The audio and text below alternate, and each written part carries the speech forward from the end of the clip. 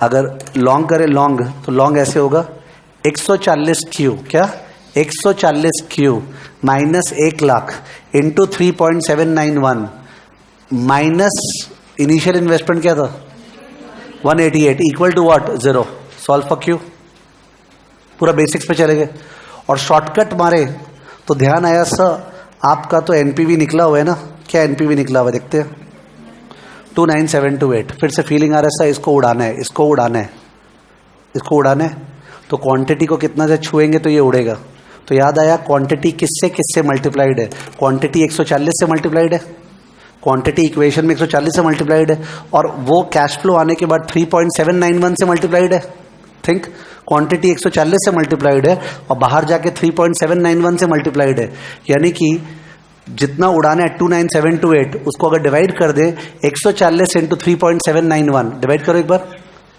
29728 divide by नीचे में 140 और नीचे में 2.791 2.7 नहीं 3.791 कितना आया 56 आया ना.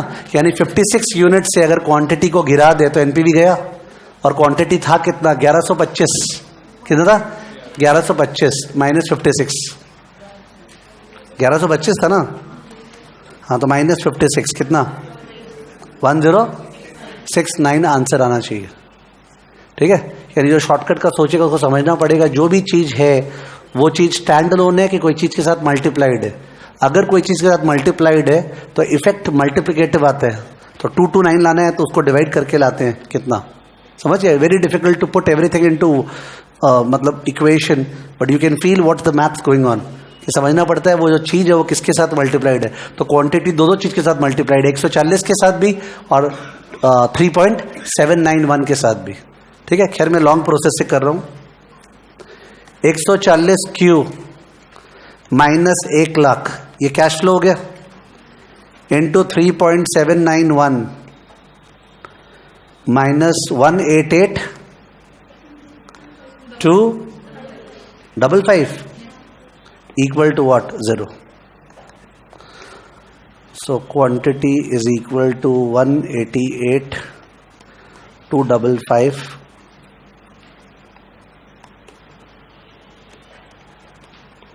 divide by 3.791 plus 1 lakh the whole thing divide by 140 1069 अपना शॉर्टकट से भी आया था 1069.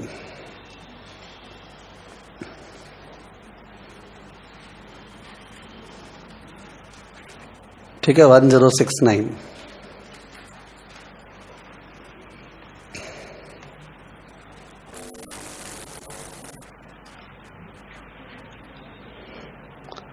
So that is illustration number 12. सब एग्जाम क्वेश्चन से ये सब पास्ट में आया होगा. अगर रिपीट होता है तो इलस्ट्रेशन 11 12 और पहले जो किए थे. सेंसिटिविटी का आखिरी सम देख रहे हैं number 13. Heart limited the some is good because इससे बेसिक कैपिटल बजटिंग का इंक्रीमेंटल प्रिंसिपल भी टेस्ट होते हैं. Heart Limited is considering whether to set up a division in order to manufacture a new product IC. The statement has been prepared showing the projected profitability per unit of the new product. कुछ miss printing है इस सब में, rectify करना पड़ेगा. देख रहे हैं सेलिंग प्राइस 26, मटेरियल 3 इंटू 1.75 5.25 आ रहा है. 3 into 2 is okay. Overhead 12.75 total आ रहा है 24. प्रॉफिट पर यूनिट क्या 2. यहां तक सही है. A feasibility study recently undertaken at a cost of 60,000. Important. बोला feasibility study undertaken. Sunk cost. ध्यान रहे कोई भी प्रोजेक्ट में the cost of research, the cost of feasibility study, the cost of marketing undertaken is all what? Sunk cost. Because study करने के बाद अब प्रोजेक्ट करो नहीं करो तब भी तो वो लग गया ना 60,000. 60,000 is sunk cost. लिख देना ऊपर. Suggest that selling price of 30 per unit should be set. 30 को काटो लिखो 26.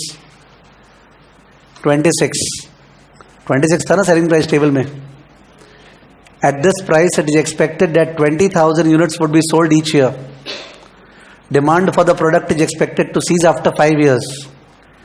Direct labor and material cost would be incurred only for the duration of the life. Overhead 12.75 था, यहाँ पे टोटल 12.5 आ रहा है, देख रहे हैं? अभी ठीक मत करो, एक रीड करके ठीक करते हैं. Overhead per unit have been calculated as follows. Variable overhead 2.1, rent C below, manager salary C below, depreciation C below, head office C below. वहाँ को चेंज करना पड़ेगा, बट नीचे देखते हुए चेंज करेंगे. IC would be manufactured in a factory rented specially for the purpose. Annual rent would be 18,000 payable only for as long as the factory was occupied. तो ये रेंट इंक्रीमेंटल रेंट है कि existing rent है? बहुत जन ध्यान नहीं दिए लैंग्वेज पे, फिर से देखें.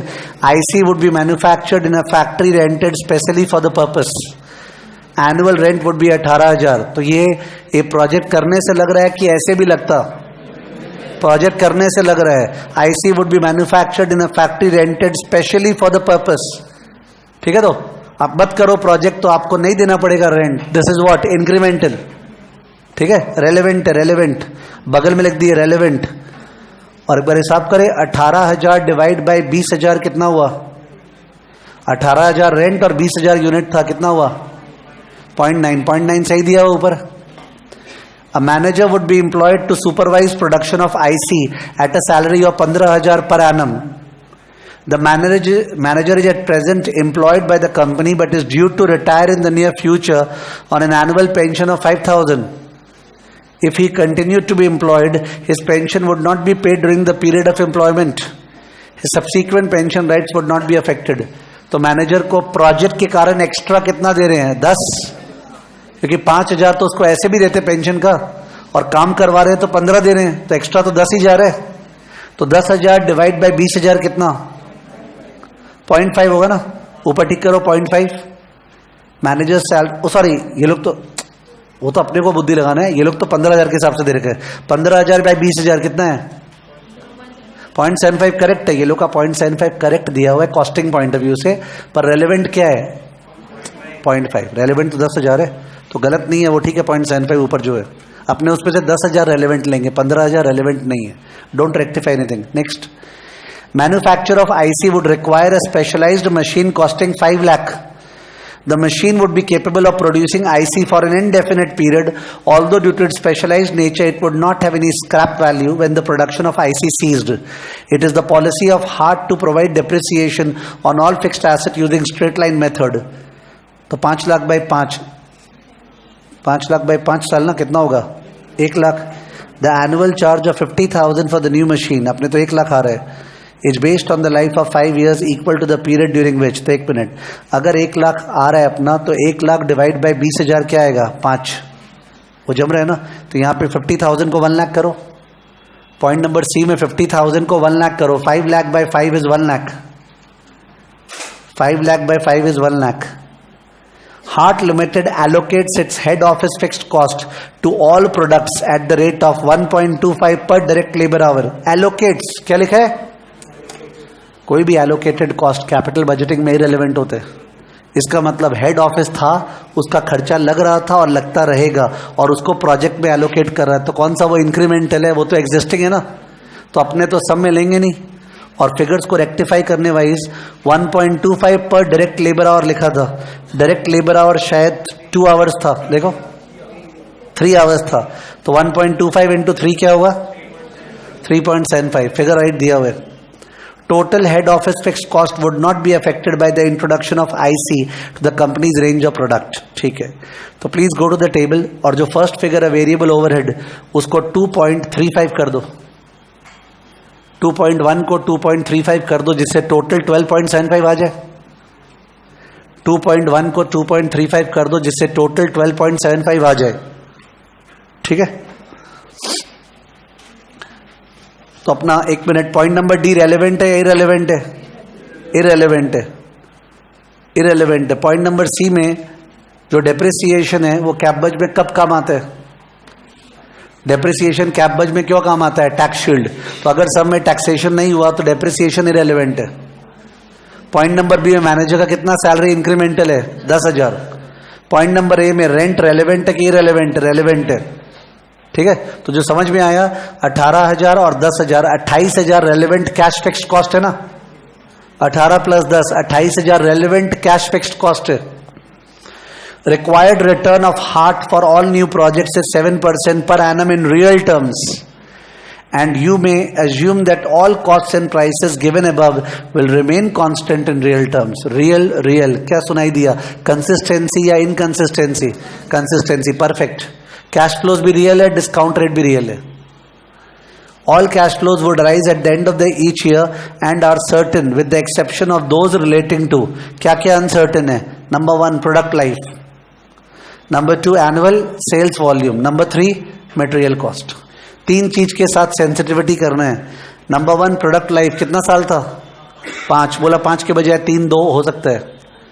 एनुअल सेल्स वॉल्यूम कितना था?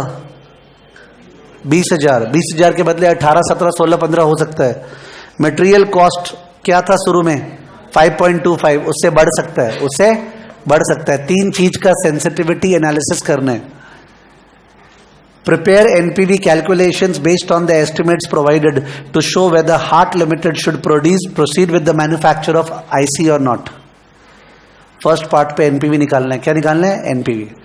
Second part, prepare a statement showing how sensitive NPV is to errors of estimation in product life, sales volume, material cost. ठीक है? तो सेकेंड पार्ट पे सेंसिटिविटी करना है. सेंसिटिविटी आप शॉक से भी कर सकते हो और मार्जिन ऑफ सेफ्टी से भी कर सकते हो. ठीक है ना? ओके, लिखो.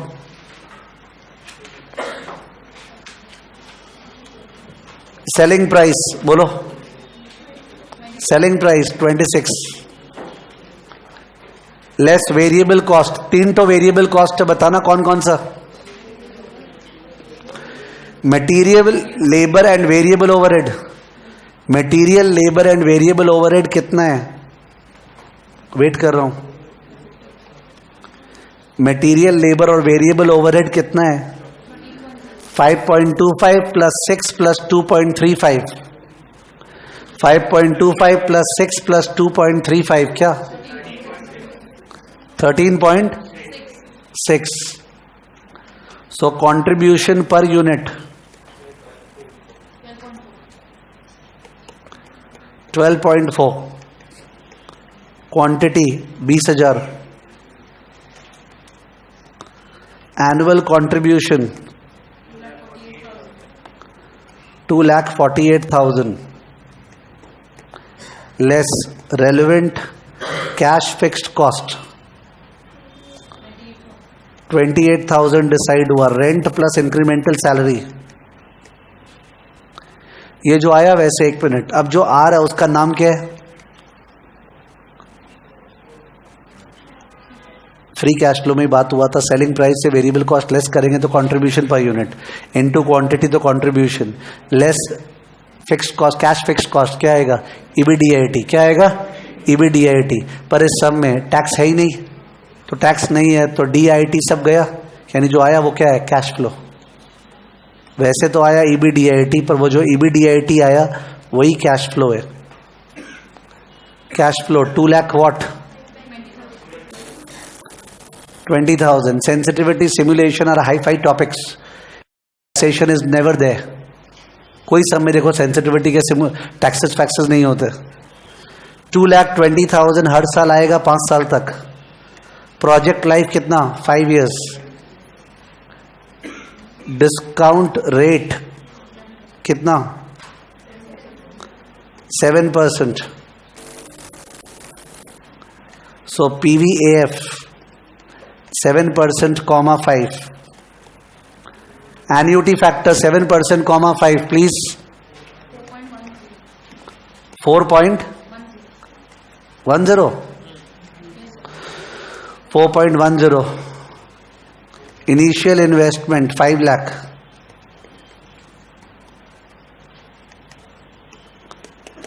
Therefore, NPV is 2,20,000 into 4.1 minus 5 lakh.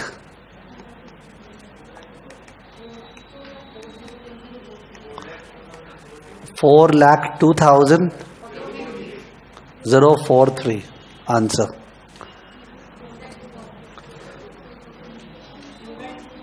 ठीक है, वो डिपेंड करता है डेसिमल प्लेस। 4,02,000 4.1 के बेसिस पे 4,02,000, ठीक है ना। एनपीवी 4,02,000 आया है। काफी सारा ऐसा चीज है तो वो दिख रहा नहीं है जो सोच के डिसाइड हुआ है। जैसे वो जो रिसर्च का कॉस्ट था, फिजिबिलिटी स्टडी क्या था, सन कॉस्ट, ठीक है, नहीं लिए उसको। उसके बाद हेड ऑफिस का एलोकेटेड कॉस्ट को नहीं लिए, डेप्रिसिएशन को नहीं लिए, मैनेजर सैलरी केवल 10,000 लिए, ठीक है। पार्ट बी,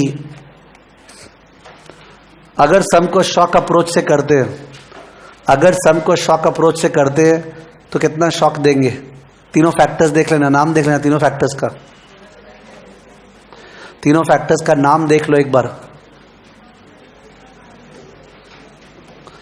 प्रोडक्ट लाइफ एक फैक्टर है, प्रोडक्ट लाइफ एक फैक्टर है, इसलिए शॉक अगर डिसाइड करेगा तो ठीक से डिसाइड कर रहे हैं।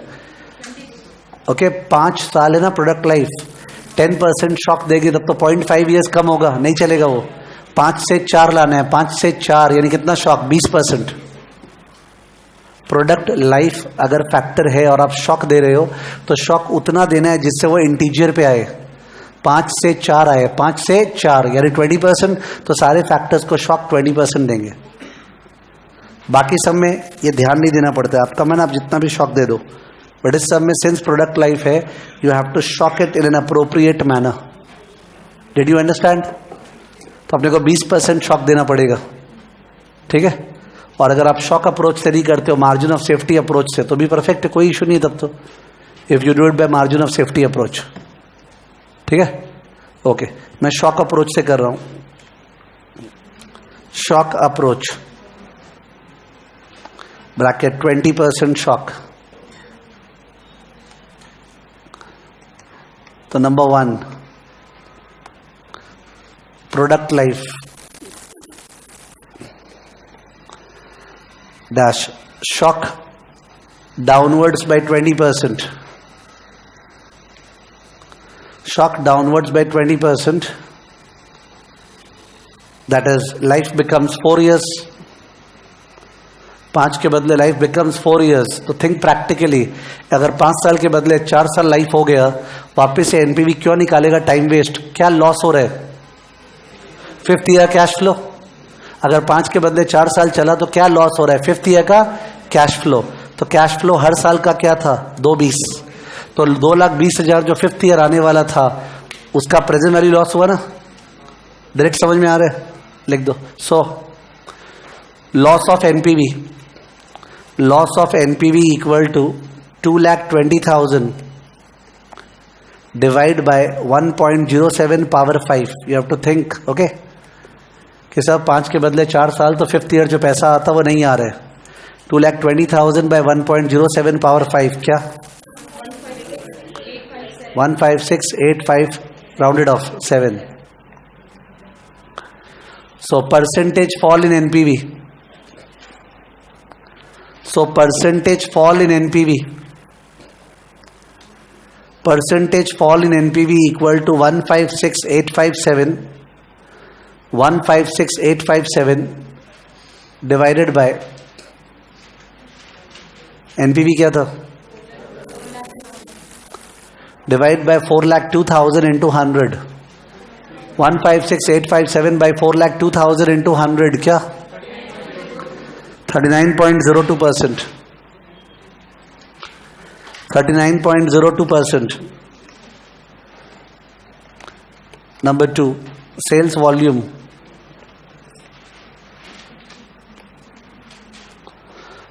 Dash shock downwards. Sales volume dash shock downwards by 20%. Shock downwards by 20% of क्या था? 20,000। 20% of 20,000 that is 4,000 यूनिट। तो 1 मिनट, एनपीवी कितना लॉस होगा देख लो। ये रहा, क्वांटिटी यहां काम आता है ना, क्वांटिटी यहां काम आता है, तो क्वांटिटी 12.4 से मल्टीप्लाइड है, क्वांटिटी 12.4 से मल्टीप्लाइड और वो पूरा एन्युटी फैक्टर से मल्टीप्लाइड है। तो तो अगर आप क्वांटिटी को 4000 कम करते हो तो एनपीवी गिरेगा 4000 into 12.4 into what 4.1। Quantity contribution per unit से मल्टीप्लाइड है और फिर एन्युटी फैक्टर से मल्टीप्लाइड है। लिख दो loss of NPV, loss of NPV equal to 4000 into 12.4 into 4.1। 4000 into 12.4 into 4.1 कितना? 203360। 203360। Therefore, percentage fall in NPV. Percentage fall in NPV equal to 203360 divide by 4,02,000 into 100. क्या था? 203360 by 4,02,000 into 100 क्या? 50.59%. 50.59%. 50.59%. 50.59%. उसके बाद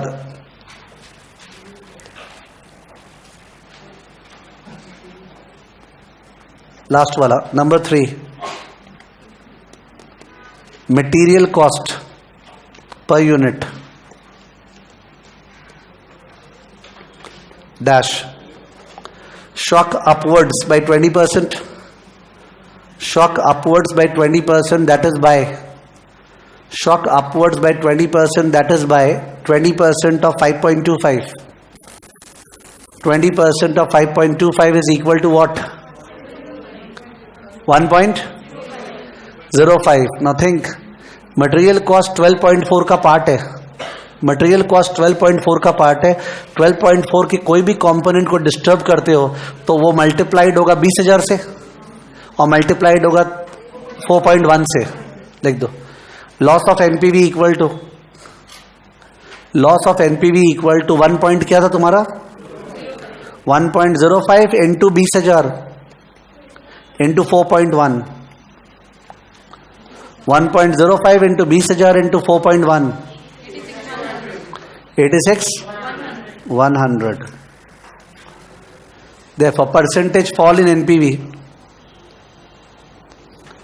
Percentage fall in NPV equal to 86,100.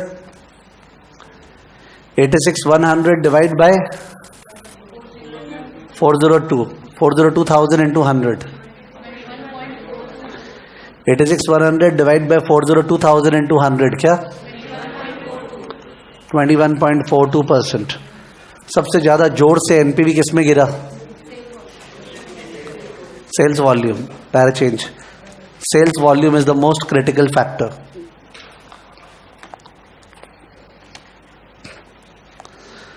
Sales volume is the most critical factor.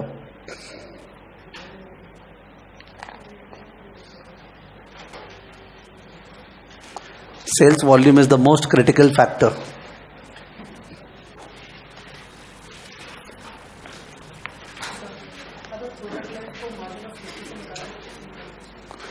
Product life को ये पूछ रहा है मार्जिन ऑफ सेफ्टी से निकालते कैसे निकालते? कोई शॉर्टकट नहीं है। एनपीवी को 0 करके उसको एन लिखना पड़ता, फिर पीवीएएफ आता, फिर डिफरेंट एन ट्राई करते। प्रोडक्ट लाइफ को मार्जिन ऑफ सेफ्टी से निकालने का कोई तरीका नहीं है। ओके, और उस पर भी इंटरपोलेशन करना पड़ता कि 5 साल का इतना आया एनपीवी, 4 साल का इतना आया, मेरे को 0 लाना है तो क्या होगा? प्रोडक्ट लाइफ को मार्जिन ऑफ सेफ्टी से निकालते तो 5 साल का एनपीवी इतना आया, फिर 4 लेते इतना आया, तो 0 लाना है तो कितना होगा? ठीक है,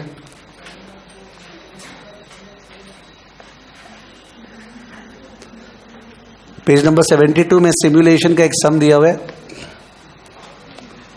पेज 72 में illustration 14।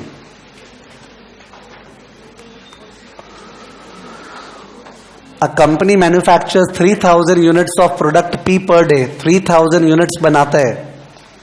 The sales of this product depends upon demand which has the following distribution. तो demand is variable, कमती ज़्यादा हो सकता है। Production cost and sale price of each unit are 4 and 5. Production cost, selling price.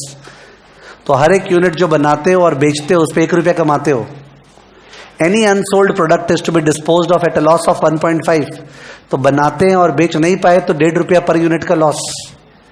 There is a penalty of 50 पैसा पर unit if demand is not met. अगर नहीं बनाए और डिमांड आ गया तो 50 पैसा पर यूनिट का लॉस. तो 3 चीजें, प्रोडक्शन किए बेच पाए 1 रुपया पर यूनिट का फायदा, प्रोडक्शन किए नहीं बेच पाए तो 1.5 रुपया पर यूनिट का लॉस, प्रोडक्शन नहीं किए डिमांड आ गया तो 50 पैसा पर यूनिट का loss. Using the following random numbers estimate the total profit और loss for the company for the next 10 days. 10 दिन का प्रॉफिट लॉस निकालना है रैंडम नंबर्स के हेल्प से. तो रैंडम नंबर्स देखते ही आपको सिमुलेशन याद आएगा, और सिमुलेशन में आपको कितना कॉलम बनाना है? 4. तो accordingly sales, probability, cumulative probability, random number. Sales probability, cumulative probability, random number. 2700, 2800, 2900, 3000, 3100 and 3000 what? 200. Probability जो है 0.1, 0.15, 0.2, 0.35, 0.15 and 0.05.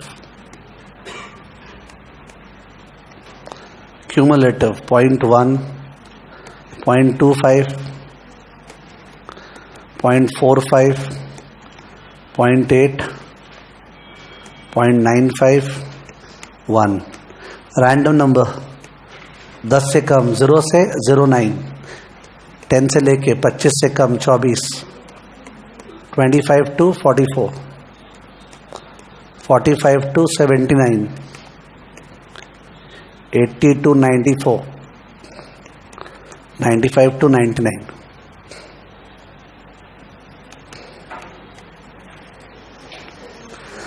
जीरो से लेके सारा का सारा रैंडम नंबर्स. अब जाके हर दिन का रैंडम नंबर पकड़ के डिमांड निकालेंगे, फिर प्रॉफिट निकालेंगे. ठीक है? तो सेकेंड टेबल बनेगा, उस पर first column day, second column बनेगा, सेकेंड टेबल उस पर first column day,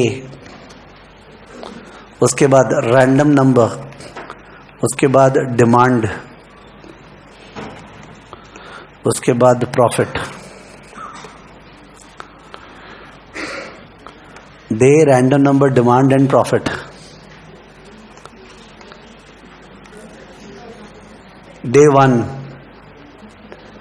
random number कितना है? 11. 11 का खोज लो टेबल में, ये रहा 11. 11 मतलब 2800. 2800 का डिमांड हुआ और बनाए थे अपने 3000. ध्यान से सोचे, तो यानी कि 2800 यूनिट तो बिक गया, 1-1 रुपया प्रॉफिट, और 200 यूनिट जो बनाए थे वो नहीं बिका, तो उस पर 1.5 रुपया लॉस. तो प्रॉफिट हुआ अपना 2800 इंटू 1 माइनस 200 इंटू 1.5. कितना? हाँ क्या? 2500. 2800 यूनिट्स बेच दिए, 200 यूनिट नहीं बेच पाया, उसका 1.5 रुपया का लॉस हुआ. ध्यान दे, प्रोडक्शन 3000 हुआ है, टेबल के ऊपर लिख दे रहा हूं प्रोडक्शन 3000, वो बोल दिया पहले से ही, प्रोडक्शन 3000. Day 2 random number 98. 98 पर डिमांड प्लीज 3200. इस बार ज्यादा डिमांड हो गया, मीट नहीं कर पाएंगे, तो बेच पाए 3000. 3000 इंटू 1, और 200 यूनिट जो कस्टमर लौट गया उसका अपॉर्चुनिटी कॉस्ट 50 पैसा करके है, तो 3000 इंटू 1 माइनस 200 इंटू 0.5, 2900. 2900. डे 3 66. ये परफेक्ट है. 3000 का डिमांड, तो 3000 into 1 equal to what? 3000. Day 4 97. 30 3200 का तो अभी निकाले ही थे, तो कॉपी कर दे रहे कितना 2900। डे 5 कितना 95, क्या डिमांड 3200, प्रॉफिट 2900। डे 6 01 2700, 300 यूनिट्स खराब गया, तो 2700 यूनिट्स को 1-1 रुपया प्रॉफिट पे बेच दिए और 300 यूनिट्स पे 1.5 रुपया का लॉस, तो 2700 माइनस 450 2250। डे 7 79 कितना 3000, तो परफेक्ट है 3000 का profit. Day 8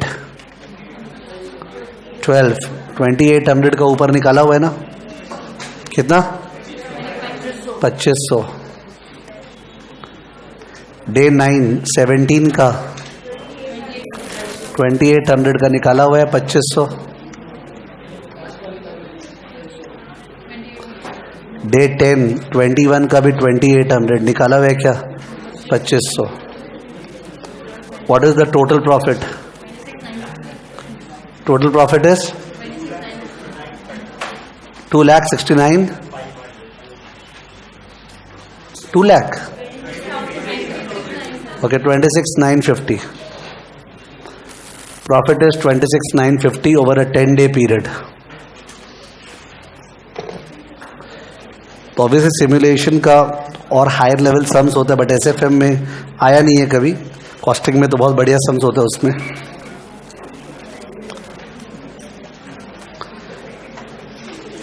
Now this sum, page number 73, illustration 15, which from where I started, notes dictate करना।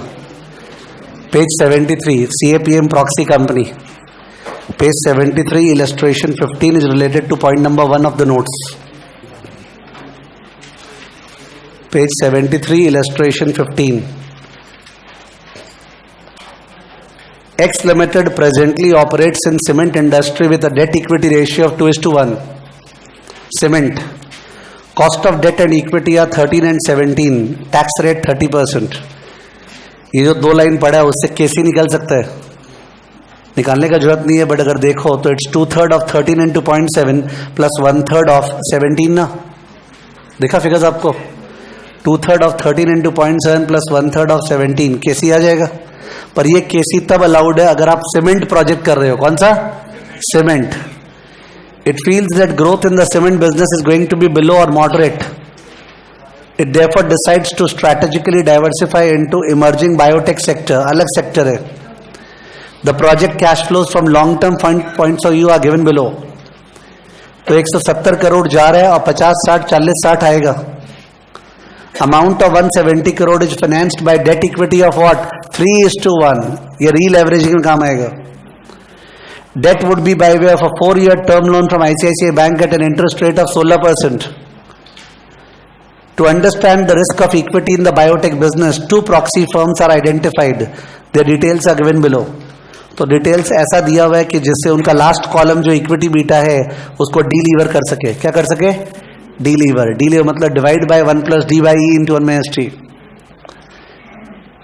Based on the similarity of assets, it's considered prudent to assign 70% weight to Bharat and 30% to granular. तो 2 तो beta you आएगा, एक भरत का एक granular का, उसको 0.7 0.3 का वेट देना है। नॉर्मली एग्जाम में रहता नहीं, सिंपल एवरेज करते हैं। वो देने के बाद जो आया उससे रीलीवर करेंगे 3:1। RF ओके, वहां में प्रिंटिंग हुआ है RF is equal to 8%, RM minus RF is equal to 7%। इससे KE आएगा, ICICI बैंक से KD आएगा और KE KD से क्या आएगा? KC, और KC से NPV। मैंने जो नोट्स एग्जैक्टली लिखाया था बाईं तरफ, ओके, वो नोट्स देख के डायरेक्टली ये सम करता है तो पूरा वो कब कैप्चर्ड है। Find out the NPV of the biotech project. ठीक है ना, let's start. Step 1, deleveraging. Proxy companies को डीलेवर कर रहे हैं। डीलेवरेजिंग का फॉर्मूला, डीलेवरेज कर रहा है तो किससे क्या निकाल रहा है? बीटा एल से बीटा यू की बीटा यू से बीटा एल। बीटा एल से beta U, beta U equal to beta L, फिर divide by 1 plus D by E into 1 minus T. 1 minus T केवल डी बाई ई से multiplied है, तो Bharat B, beta U equal to, look at the figures, 2.2, देख लो figures वहां पे, 2.2 में से हटा रहे हैं 1 प्लस 2.5 इंटू 0.65, बॉड मास पहले मल्टीप्लाई होगा फिर ऐड होगा 1,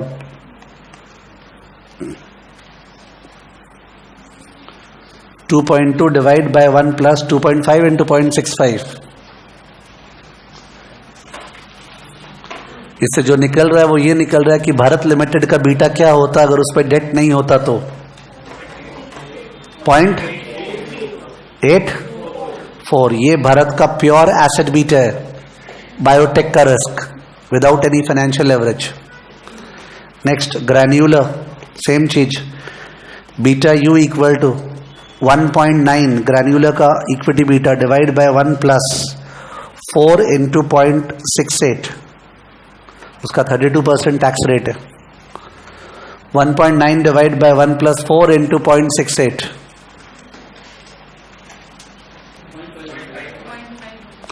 0.51। इसको 30% वेट देना है और भारत को 70%। नॉर्मली एग्जाम में वेटेज देता नहीं है तो सिंपल एवरेज कर देते हैं। Therefore, beta u is equal to 0.7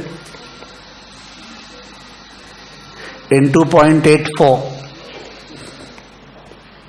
plus 0.3 into 0.51, क्या 0.74। यानी अगर X limited biotech project without debt करता, विदाउट डेट, तो ये बीटा यूज करना अलाउड है सीएपीएम में, पर एक्स लिमिटेड तो खुद 3:1 यूज कर रहा है, तो इसके अंदर अब 3:1 डालना पड़ेगा। Step 2, releveraging. रीलेवरेजिंग, तो beta L is equal to beta U into 1 plus D by E into 1 minus T, तो is equal to 0.74 into 1 plus 3 by 1 into 0.7। Tax rate second line में दिया हुआ था एक्स लिमिटेड का, तो X limited का tax rate use किया है 1 माइनस टी, यानी आपको 3 इंटू 0.7, 2.1 प्लस 1, 3.1 इंटू 0.74, 2.29। ये बीटा है for the project, 2.29। Does it capture biotech business? Yes. Plus debt equity? Yes. Step 3. KE equal to 8 plus 7 into 2.29, CAPM लगा दिया। RF 8 था, RM minus RF 7 था, 24.03। KD equal to ICICI bank का 16 into 0.7, 11.2। तुम देख रहे हैं एग्जिस्टिंग KD भी था, मैंने वो यूज नहीं किया है, जो प्रोजेक्ट के लिए लोन लेंगे वो वाला KD यूज किया है। तो प्रोजेक्ट के लिए ये KE है और ये KD है। Therefore KC equal to 3/4 of 11.2 plus 1/4 of 24.03, 3:1 जो था, weight of debt weight of equity 3/4,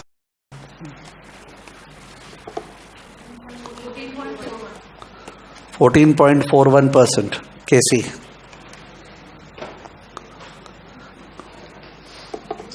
Step 4, NPV। We can leave it, NPV तो निकाल लोगे टेबल की हेल्प से।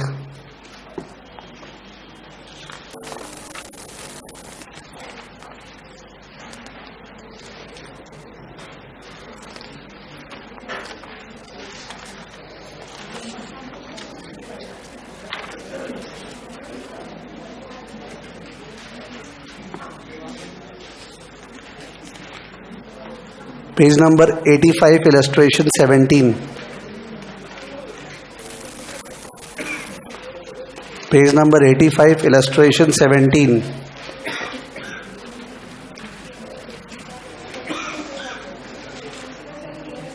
RADR अप्रोच जो एग्जाम में आया था.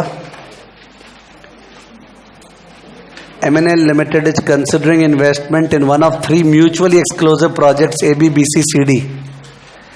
The company's cost of capital is 15% and RF is 10. Income tax rate 34. MNL has gathered the following cash flows, basic cash flows and risk index data. So risk index देखते ही one has to remember.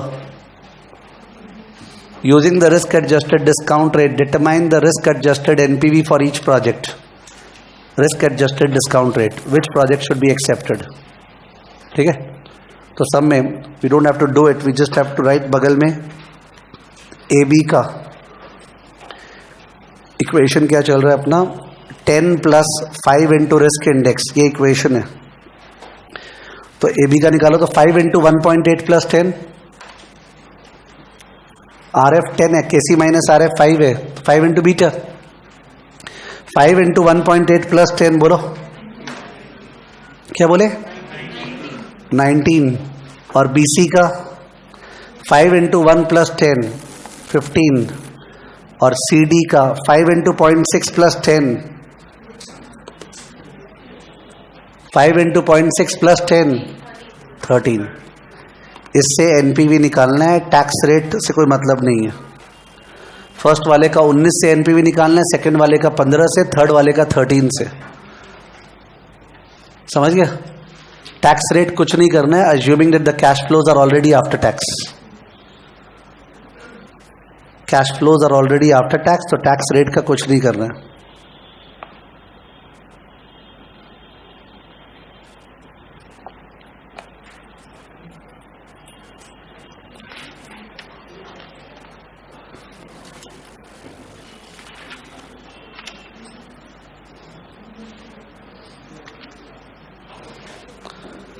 देखो वहां पे page number 89,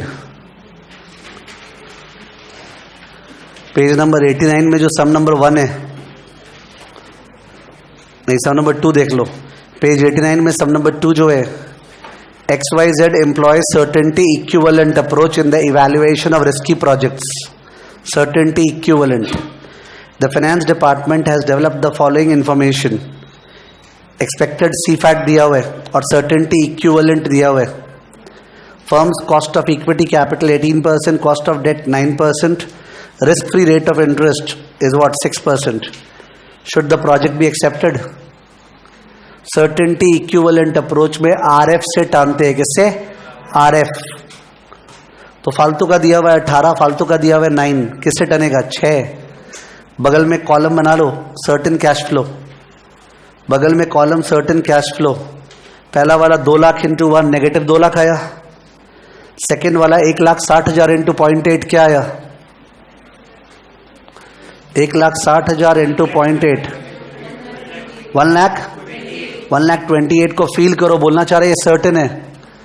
1,40,000 into 0.7 क्या आया, 98,000 certain है.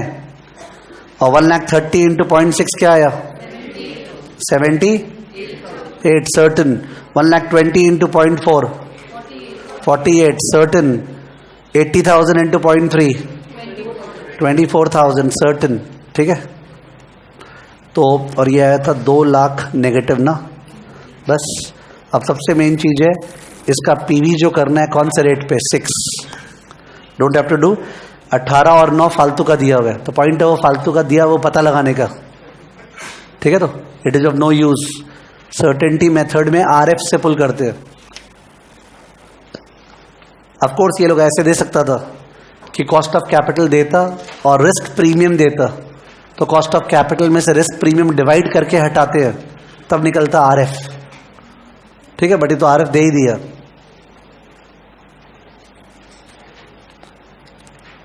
वहां पे question number 3 भी एग्जाम का आया हुआ सम है. देखो क्वेश्चन नंबर 3 में प्रोजेक्ट एक्स का कोएफिशिएंट ऑफ वेरिएशन क्या है, 1.2 दिखा. नीचे 1.2 चेक करो, 1.2 टेबल में उसका रिस्क एडजस्टेड डिस्काउंट रेट क्या है, 16. तो 16 यूज करना है एनपीवी निकालने में. कितना इजी सम होगा एग्जाम का अगर ये आया तो. 1.2 मतलब 16, 16 से x का एनपीवी निकालना है। 0.8 है प्रोजेक्ट बी का, तो कितना 14, 14 से एनपीवी निकालना है। और 0.4 मतलब कितना 12, 12 से एनपीवी निकालना है। ठीक है, RADR को चुन के।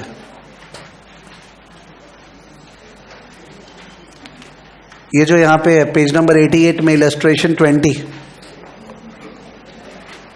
पेज नंबर 88 में illustration 20, consider a 4-year project with initial investment है वो initial investment 200 lakh, initial investment 200 lakh. The table provides expected cash flow and SD of cash flow for each year. RF 6%। Calculate the mean and SD of NPV assuming cash flows are perfectly correlated में कौन सा model, hertz, और uncorrelated में कौन सा model, Heliers. तो hertz वाला सम करेंगे अगर हर्ट्स वाला, तो कॉलम बनेगा पीवी ऑफ कैश फ्लो और PV of SD of cash flow. बनाओ कॉलम, बगल में एक column PV of cash flow और एक column PV of SD of cash flow.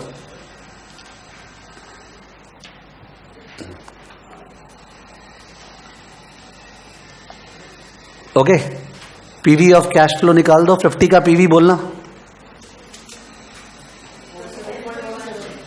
47.17, और 60 का पीवी 53.4, 70 का पीवी 58.78, और 100 का पीवी 79.21, टोटल 238.55। इनिशियल इन्वेस्टमेंट 200 था लेस, तो एनपीवी 38.55।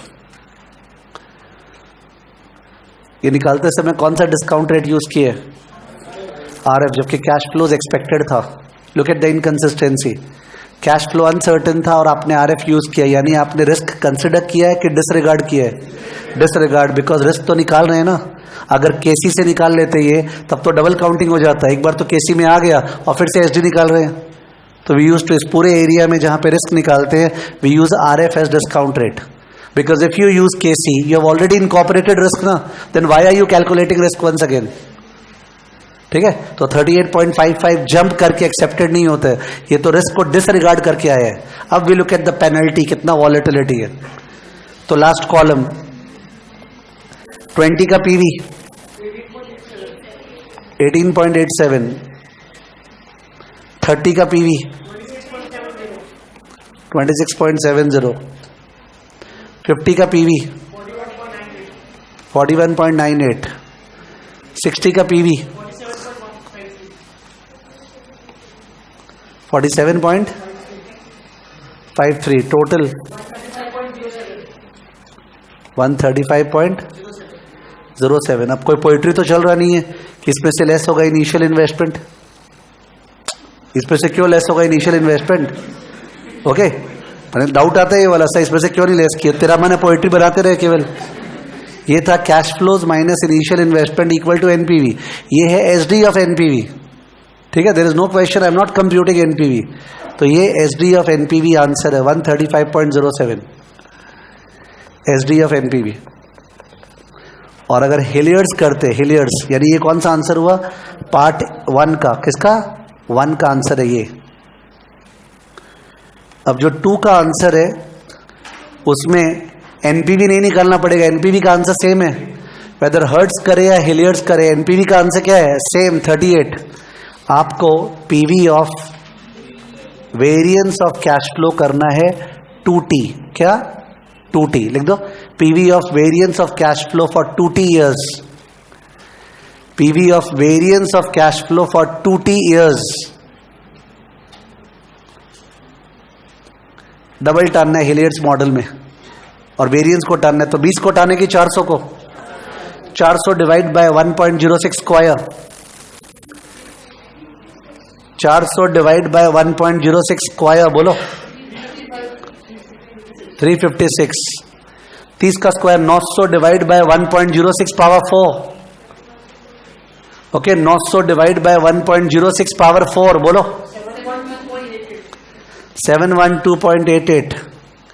50 का square 2500 divide by 1.06 power 6 2500 divide by 1.06 power 6 1762.4। 60 का स्क्वायर 3600 डिवाइड बाय 1.06 पावर 8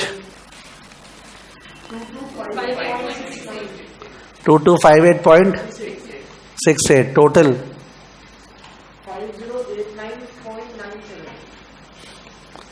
5089 पर किसको टाने थे, एसडी को कि वेरिएंस को? तो जाहिर है वेरिएंस आ गया, इसका square root 71.34। According to portfolio का नॉलेज, कोरिलेशन 1 होने से रिस्क कटता है कि कोरिलेशन 0 होने से रिस्क कटता है? 0। कोरिलेशन 1 पे तो रिस्क कटता ही नहीं है, तो ये रिस्क क्या है? हाई। और ये वाला रिस्क क्या है? लो। यहाँ बेनिफिट ऑफ डाइवर्सिफिकेशन है। A project is a portfolio of 4 years cash flow, समझ गया? तो हिलियर्स में हमेशा एसडी कम आएगा because of benefit of diversification. तो ये 71.34 lakhs है। You never know when they can be gift. You open the paper, first sum in the exam could be this, expected cash flow दिया हुआ है, एसडी दिया हुआ है, करिए as per hertz and Hillier. ठीक है, इट्स वेरी इजी। थोड़ा सा बैठा के गया है तो कि हर्ट्स पे एसडी पुल करना है, हिलियर्स पे वेरिएंस पुल करना है, double double.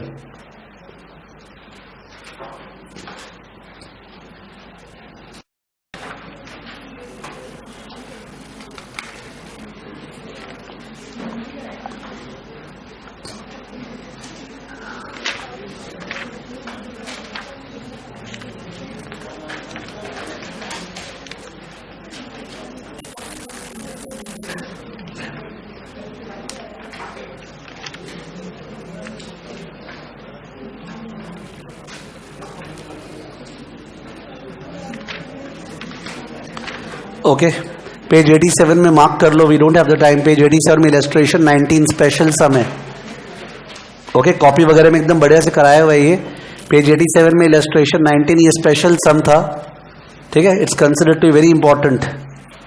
Page 87 illustration 19 special sum है, जहां पे वो देखते हैं कि परफेक्टली है कि अनकोरिलेटेड है।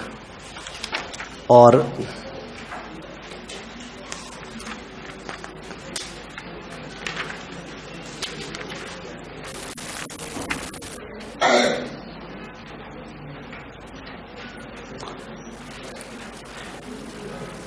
ठीक है, ये सम वो सम ये सम वो सम चलता रहेगा, ठीक है ना। Nobody knows at the end of the day क्या आएगा, आने के बाद सब पता चलता है कि यार ये वाला पार्ट दे दिया देख। तो मेरा बोलने का मतलब है कि बहुत डाइवर्सिटी ऑफ ऑडियंस होंगे जिन्होंने क्लासेस किया अभी। तो इनमें से कुछ लोग हैं जो ऑलरेडी अच्छे खासे हो सकता है प्रिपेयर्ड थे, but they did it because of perfection. तो इन दैट केस ऐसा अप्रोच नहीं हो कि आपको कुछ भी नहीं करना है जो कॉपी में कराया हुआ है, you just do this. Okay, that would be a wrong way of guiding you, because obviously इस कोर्स पे जितना भी कोशिश की है अपने, but we could not match up with what we had done in classes ना। तो वो तो एकदम सबसे परफेक्ट चीज़ था। तो accordingly if you belong to the category way you had already revise the stuff and all that, तो ऑब्वियसली आप उसको मेन फॉलो करना, जहाँ जहाँ मैंने इन क्लासेस में कुछ कुछ नहीं कराया, क्यों छोड़ोगे? ठीक है ना। But at the same time if you belong to a category where in your situation was very difficult and you were not able to follow the stuff, आप ठीक से मैनेज नहीं कर पा रहे थे और भी सब्जेक्ट से या वगैरह है, तो वहाँ पे देखा जाए तो आपको अपना रियलिस्टिकली समझना पड़ेगा क्या पॉसिबल है कि इस क्लासेस में जो बुक दिए हैं उस पर सारा चीज़ रिप्रेजेंटेटिव कवर्ड है, ठीक है ना। इतना अपने कर ले तो एडिक्वेट है एग्जाम के लिए। आने को इसके बाहर से आ सकता है, तो आने को तो वो 90 क्लास के बाहर से भी आ सकता है, ठीक है। तो लक का कोई कुछ बोल ही नहीं सकता है। अपना सिचुएशन समझ के जो है वो करना पड़ेगा। तो सबसे बेस्ट है your assessment of your self. When you will have to revise exam के टाइम पे very properly. Ultimately what matters is those 2 days before the exam, irrespective of anything. वो अल्टीमेटली 2 दिन तुम प्रॉपरली रिवाइज कर पाया तो तुम्हारा पेपर अच्छा जाना ही है, ठीक है। ऑफ कोर्स पेपर अच्छा जाना जब मैं बोल रहा हूँ तो आपको वो 15 मिनट बहुत जुडिशियसली यूज करना एग्जाम के टाइम पे, द 15 मिनट्स ऑफ टाइम। आप जैसे ही टर्न करोगे पेपर, आपको नंबर 1 दिख जाएगा पेपर इजी है कि डिफिकल्ट है। जिसको आता है उसको समझ में आ जाता है कि डिफिकल्ट है कि इजी है। और दूसरा, कौन कौन से क्वेश्चंस है जो ऊपर से दिख रहे हैं एकदम कंट्रोल के, ठीक है ना, तो अकॉर्डिंगली आपको वो प्रायोरिटाइज करना पड़ेगा। काश तुम 50, 60, 65, 70 नंबर तक अनइंटरप्टेड वे में एग्जाम में फ्लो कर सको, बिकॉज वो जैसे इंटरप्शन आता है वैसे ही गड़बड़ होना चालू होता है। तो if you can flow that 50-60 marks without any interruption, okay, because you know this stuff, तो in that case you will find that आपका पेपर बहुत अच्छा जाएगा। ठीक है, थियरी का आपको कॉल लेना पड़ेगा कि अगर कोई सम में फंसे और थियरी मोटा मोटी ठीक है तो इन दैट केस थियरी को अपने लिखे, वरना अपने प्रैक्टिकल में जा सकते हैं। बट आजकल जैसे पेपर आता है, नॉर्मली कोई ना कोई एक क्वेश्चन गड़बड़ आ ही जाता है, जिससे अल्टीमेटली थियरी पे फॉल बैक करना पड़ता है। ठीक है ना, तो थियरी जो मैंने पीछे दे रखा है इसमें ना, वो भी काफ़ी हद तक पूरी सफिशियंट है। कहाँ से करें, कोई प्रैक्टिस मैनुअल से करो, कोई मेरे से पूछेगा तो मैं बोलूँगा हाँ कर लो पीएम से। If you needed a guidance कि सर थोड़ा ब्रीफ पे बता दीजिए क्या करें, तो वो मैंने इसमें डाला है अपने अंडरस्टैंडिंग वाइज। कोई गारंटी नहीं है वो आएगा, बिकॉज आने को तो इस बार थियरी आ गया था, difference between money market and capital market, तो ये सब चीज़ पे तुल गए ये लोग, तो कुछ भी दे सकते हैं। Difference between equity and bond आ जाएगा, ठीक है, तो उस तरह तो फोरकास्ट करना पॉसिबल नहीं है। ठीक है, बट काफ़ी रीजनेबल लेवल तक मैंने थियरी इनकॉर्पोरेट किया, आप केवल वहीं से पढ़ लो, सफिशिएंट एज, और in addition to whatever you know because of covering the chapters. ठीक है, अकाउंट्स का पेपर कैसा आएगा, उसका इम्पैक्ट एसएफएम में प्लीज नेगेटिव मत होने देना, नंबर 1। मतलब no matter what happens, you have to understand that paper tough है तो सबके लिए टफ है, क्या पता करेक्शन ईजी हो जाए। Give the 3 hours, do not back out of the exam, ठीक है, तो and whenever you give that 3 hours ना, there is always a possibility of passing, but if you back out of the exam तब तो there is no scope. घर पे आते उस दिन शाम को आपको मर्जर्स से स्टार्ट करते हुए सारे के सारे छोटे चैप्टर्स कंप्लीट करने। आप जो छोड़ सकते हो वो 2 चैप्टर, डिविडेंड पॉलिसी और म्यूचुअल फंड, ओके, उस दिन आप छोड़ सकते हो, बिकॉज डीडीएम इक्विटी के साथ टाल लेंगे और म्यूचुअल फंड पोर्टफोलियो के साथ टाल लेंगे। ठीक है, उस अप्रोच से नेक्स्ट डे रियलिस्टिकली बोल रहा हूँ, तुमको रिवाइज करते हुए फॉरेक्स डेरिवेटिव स्टार्ट करना पड़ेगा, then moving into equity, DDM, bond and all that, और अल्टीमेटली कैबेज कंप्लीट करके ही सोना है। ठीक है, उसके नेक्स्ट डे के लिए तुम पोर्टफोलियो म्यूचुअल फंड छोड़ दो, बिकॉज वो फॉर्मूला ओरिएंटेड होता है, उस दिन सुबह ठीक होता है, और उस दिन थोड़ा सा प्रॉपर स्लीप होना पड़ेगा एसएफएम वाले दिन, पहले वाले दिन नहीं बोल रहा है, एसएफएम वाले दिन, so that you are feeling comfortable. And उस दिन आप पोर्टफोलियो म्यूचुअल फंड रिवाइज करो, थोड़ा थियरी देखो and step into the exam. ठीक है, तो अपने विदाउट सांस लिए हुए क्लास करते गए ये, okay, we have just went on doing sums after sums, तो किसी किसी के लिए हो सकता है बहुत फास्ट कभी हुआ हो, but then there was no way. ठीक है, तो because I think last 1-2 topic जैसे कैबेज लीजिंग को छोड़ के बाकी सारे टॉपिक्स में we did not spare anything, we just did every some.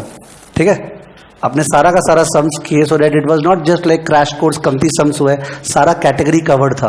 Of course कुछ लोग को क्लास में घर जाके बीच में टाइम मिला होगा पढ़ने का, किसी को नहीं मिला होगा। जिसको नहीं मिला उसको ये समझना चाहिए कि अगर वो एक बार नहीं देता है 2-3 दिन का टाइम, तो फिर फायदा नहीं है ना क्लास का, आपका वापस से वही हाल हो जाएगा 10 दिन बाद कि कुछ भी याद नहीं है, तो फिर फायदा नहीं हुआ क्लास करने का।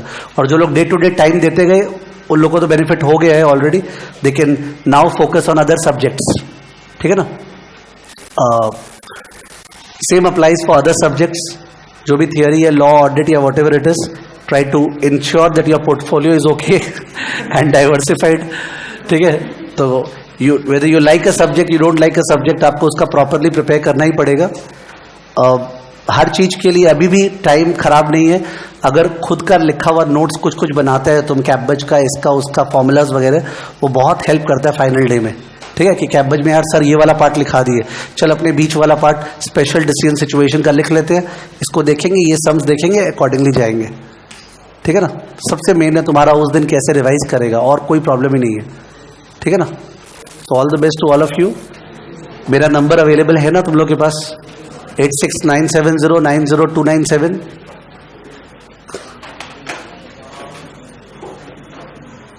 8697090297।